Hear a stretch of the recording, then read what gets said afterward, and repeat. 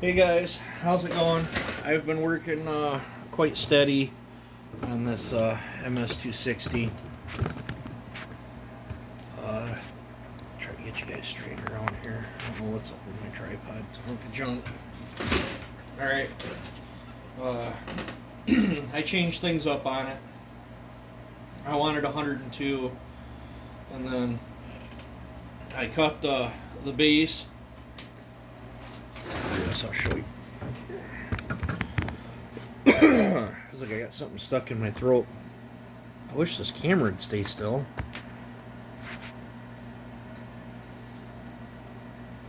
There's the lowers. There's the exhaust. There's the other lower. Did do a little. I cut the combustion chamber and gave it a little long. I didn't really drop this much. After the machine work, this was at 74 on the intake, and I had it at 102 before touching the port. No machine work, and then I decided to change things up, and I cut that combustion chamber on a taper. I decided to do a button pop, or a button pop-up is what I call these, button top. You know, hence the little button. But this is on a taper. I don't know if you guys can see that. It's tapered. Windows have been opened up. Just a second. Sorry about that, guys. That compressor seems to always kick on when I get ready to make a video. Of course, I probably forget to shut it off. We got, I did the button top pop up. I beveled the edge. I opened these up, and then I cut the rest of the timing that I needed on the skirt.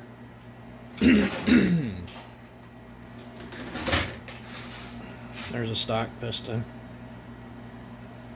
You can see how much bigger I made them holes. I don't know what I did to the piston, but so I did move all my timing around by cutting that taper. And the reason I chose to do the tapered top piston on this, when I brought this down to bottom dead center and looked in my transfers, they were partly covered up. So I cut the piston at bottom dead center to get full 100% opening on my transfers. By doing that, I changed all my transfer timing and exhaust timing that I'd previously had. When you do that, it goes the other way. Instead of lowering your roof, you're technically raising the roof, because you're taking it out. You know, the top of that piston's getting to the top of that port sooner. So this thing landed on 96 after doing that. I got 25,000 squish. I got 24 degrees blowdown, which is really good blowdown. I was going to weld up this chamber, but by cutting that chamber on the same taper as that piston, there's basically 25,000 squish in here, and it's just that little tiny circle and a little bit of squish. This thing should pump up good. One thing I am concerned about is where the pin locations are. I am a little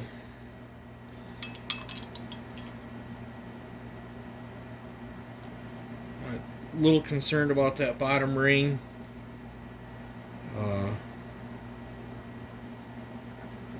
Possibly snagging into the lung, just where they put the locator. If it feels like it's going to drop in there and hang up and snag, I can just pitch it. Well, I won't pitch it to bring a ring. I can just set it off to the side and save it. So, man, I feel like I got something stuck in my throat. Maybe I need a lodging or something. But, so that's that. Let me pause you and get that cutaway so I can kind of describe what I did.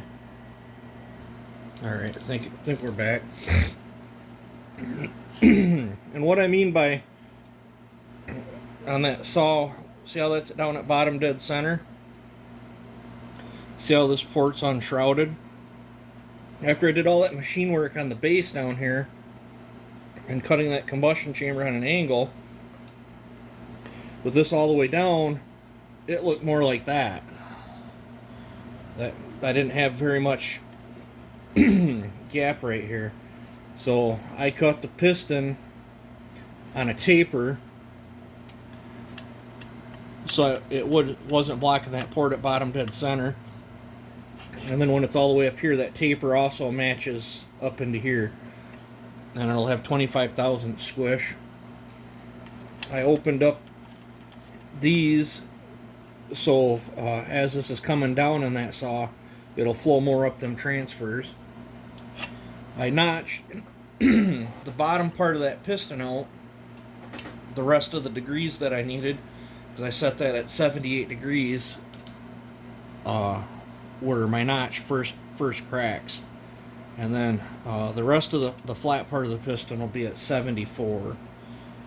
So I'm hoping to be able to get the best of both worlds, the larger timing that I want without spit back and still get good throttle response. And with that lung, I'm worried where the pin location is that it might snag, but if it does snag, a lot of builders don't run the bottom ring. If it does feel like it's going to catch in there and hang up and blow the saw up or whatever, I can just leave it out and run off the top ring. Typically I don't like to go that route, but there's plenty of saws out there running that way. I would have liked to kept cutting the chamber to get my exhaust lower, even with the tapered piston, down to 102, but I ran out of room. See that distance from right here to right here? I ran out of room. That thing is just barely, it's what I'd call the bare minimum before Freeport. Like if I went in there and chamfered it a little bit too hard, it would probably start to Freeport. And I don't like saws to Freeport. But if I would not have, if these wouldn't have been blocked, I wouldn't have done the tapered piston, and then I would have been at my numbers I wanted. So, but I felt, because I upped the compression significantly, I felt with them being half blocked, I didn't want to raise them any, because then I'm losing my blowdown. So I chose to cut it off the piston, and it's 2 degrees higher than it was stock, but this thing has tremendously better combustion chamber than it did stock. So hopefully everything I did is for the positive on this. I don't know if I'll do an ignition timing mod on it. I'll have to run it, see how it feels, and then make my judgment call there. So hopefully that understands why I did some of the things that I did.